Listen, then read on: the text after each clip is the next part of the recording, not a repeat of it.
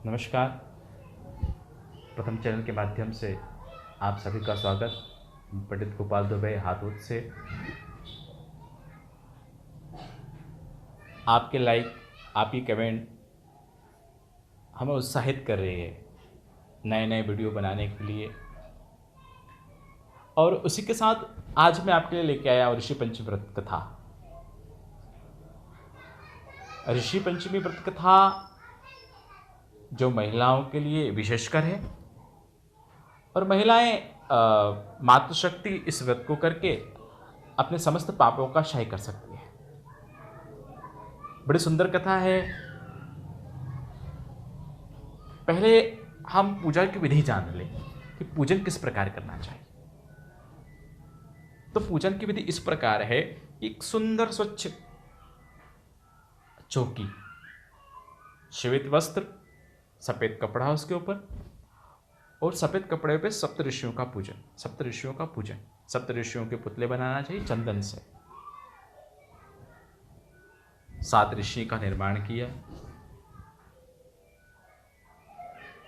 विश्वामित्र, जमदग्नि, भारद्वाज, गौतम, अत्रि, वशिष्ठ और कश्यप, ये 7 ऋषि हैं।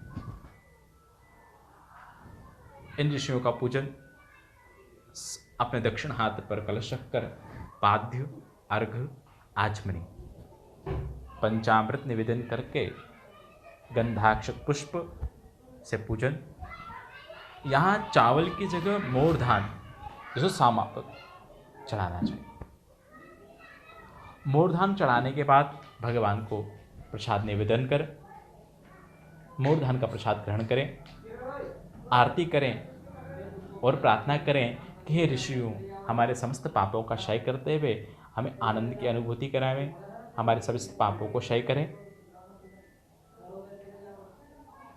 अब बात आती कथा की, स्नान विधि की। हम प्रारब्ध में स्नान कैसे करें? तो इस व्रत को करने से पूर्व क्या करना है? बोले ओम नमो भगवते वासुदेवाय, ओम नमो भगवते वासुदेवाय। इस महामंत्र का जप करना है। अपामार्ग, आदि झाड़ा की काष्ठ लकड़ी लेकर अपने मस्तक पर रखकर 108 लोटे से स्नान करना है। यथावत जितने भी लोटों से स्नान हो सके कहना है। पहले पाद्य पैर धोना, फिर हाथ धोना, फिर मुंह, फिर स्नान। ये स्नान का नियम है। स्नान के नियम के बाद जो विधि बताए उसके अनुरूप भगवान का पूजन करें। अब बात आती कथा की। ये इसका इतिहास क्या है? क्यों करते हैं व्रत को? मन में कई बार प्रश्न उठता है कि व्रत को क्यों किया जाए, ऋषि पंचमी का व्रत विशेष क्यों है? तो संवाद से प्रारब्ध होता है। संवाद क्या है? ब्रह्मा जी विराजमान हैं, सुतावंश नाम के राजा हैं जो ब्रह्मा जी संवाद कर रहे हैं। और संवाद में प्रारब्ध होता है प्रश्न। ब्रह्मा जी से प्रश्न करते हैं, राजा परमपिता परमात्मा ब्रह्मदेव, मैं आपको प्रणाम करता हूँ। और कहा कि जगत जननी स्त्री जगत की जगत की उत्पत्ति करता है।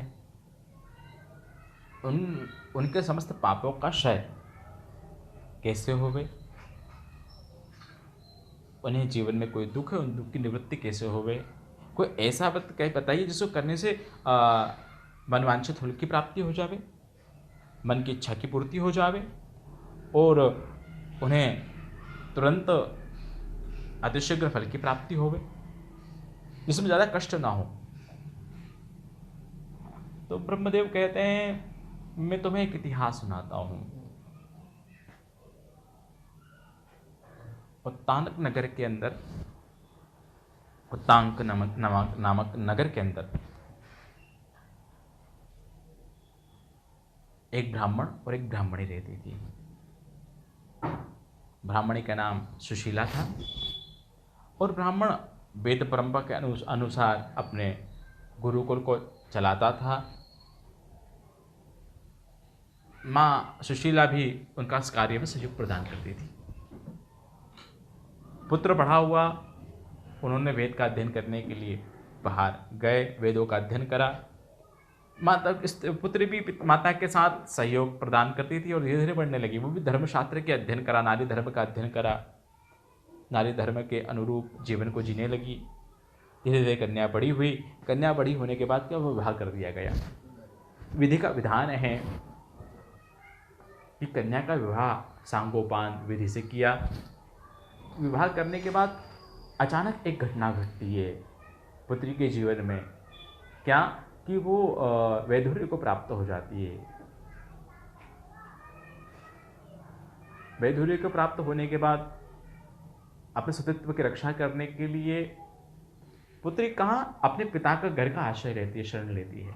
पिता के घर को आती है, माता पिता की सेवा कर रही है और नित्य जीवनचर्या का पालन करते हुए, नित्य धर्म का पालन करते हुए कार्य कर रही है। करते करते समय व्यतीत हुआ। एक समय की बात है, कन्या माता पिता की सेवा कर रही थी और सेवा करने के बाद क्या हुआ कि जाकर शिलाखंड पे शयन करने लगी। और शिलाखंड पे शयन करते करते क्या हुआ, प्रातःकाल उठा तो देखा शरीर पर पूरे असंख्य कीड़े हैं। शिष्यों ने जाकर जब देखा, बोले असंख्य कीड़े पड़ गए।